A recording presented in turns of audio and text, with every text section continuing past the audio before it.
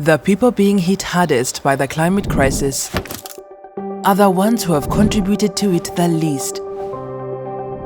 Low-income countries are facing more frequent and severe flooding and droughts, forcing people from their homes and putting financial strain on individuals and on governments, driving people into poverty.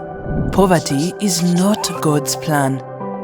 Vital and proven climate solutions already exist, but they need investment.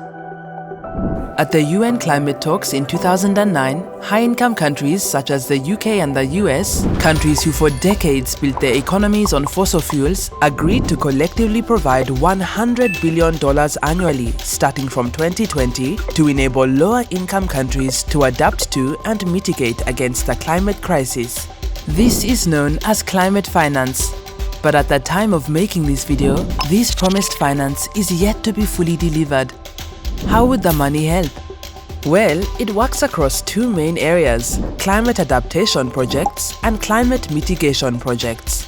Climate adaptation projects help communities adapt to the current and expected impacts of climate change. This can include providing farmers with more varieties of seeds that tolerate changing weather conditions, building shelters and seawalls to help protect from flooding, and implementing water management systems to help during times of drought.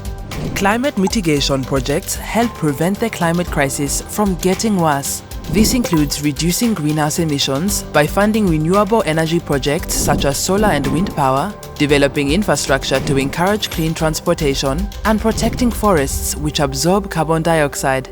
This work needs funding. It's time for the countries that have contributed the most to climate change to deliver climate finance, to deliver the support they promised to the nations impacted most.